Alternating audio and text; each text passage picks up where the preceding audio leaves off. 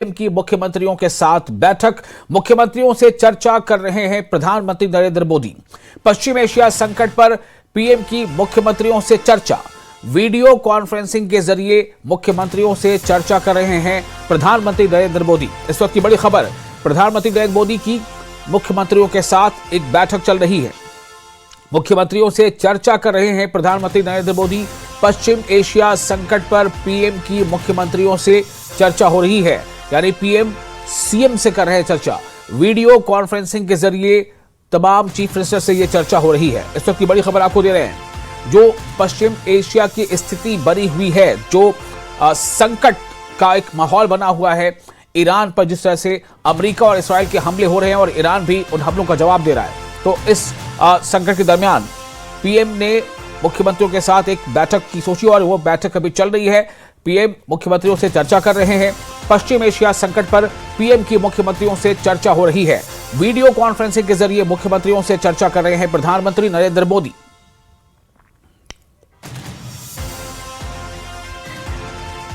Middle east में हालात तेजी से बदल रहे हैं और तनाव लगातार बढ़ता जा रहा है।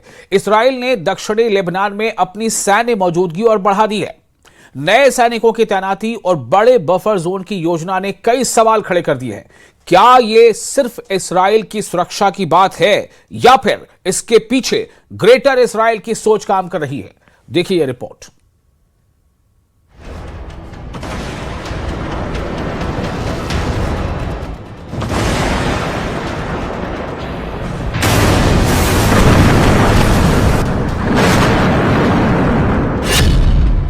लेबनान में इजराइल का ग्राउंड ऑपरेशन,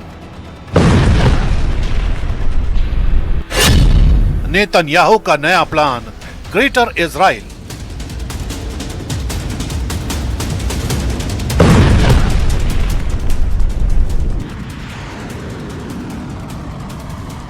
मिडिल ईस्ट में हालात एक बार फिर तेजी से बिगड़ते दिख रहे हैं।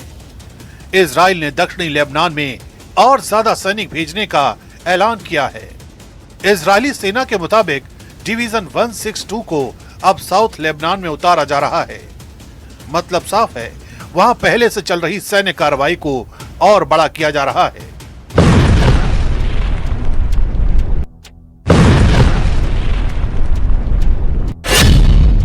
इजराइल कह रहा है कि वो लेबनान के अंदर एक बिगर बफर जोन बनाना चाहता है ताकि हिजबुल्लाह की मिसाइलों का खतरा कम किया जा सके।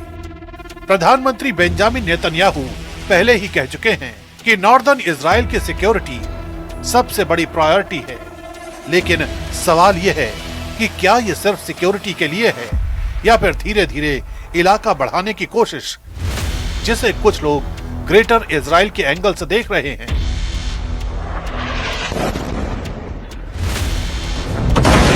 पिछले एक महीने से इजराइल ने लेबनान में एयर स्ट्राइक और ग्राउंड अटैक तेज कर दिए हैं।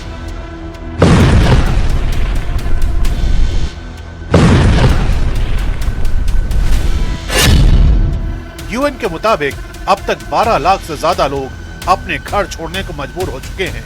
लेबनान की हेल्थ मिनिस्ट्री का कहना है कि 1100 से ज्यादा लोग मारे जा चुके हैं और हजारों घायल हैं। ये हालात एक बड़ी मानवीय त्रासदी की तरफ इशारा करते हैं। दुनिया के कई देश इजराइल से अपील कर रहे हैं। इटली और कनाडा ने साफ कहा है कि अगर ग्राउंड ऑफेंसिव और बढ़ा तो इसके भयानक नतीजे होंगे।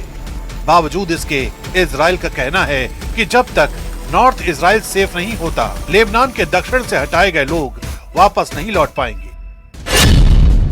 लेबनान सरकार ने इसे देश की संप्रभुता पर हमला बताया है। प्रधानमंत्री नवाब सलाम ने संयुक्त राष्ट्र से कहा है, इजराइल इंटरनेशनल लॉ और यूएन चार्टर का उल्लंघन कर रहा है। लेबनान अब यूएन सिक्योरिटी काउंसिल में औपचारिक शिकायत दर्ज कराने की तैयारी में है।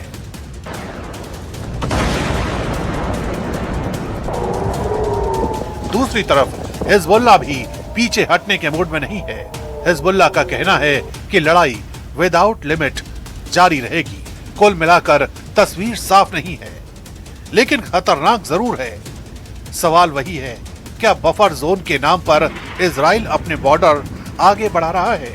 और क्या मिडिल ईस्ट में चल रहा युद्ध और लंबा खींचने वाला है। दुनिया की नजर अब इसी पर टिकी है।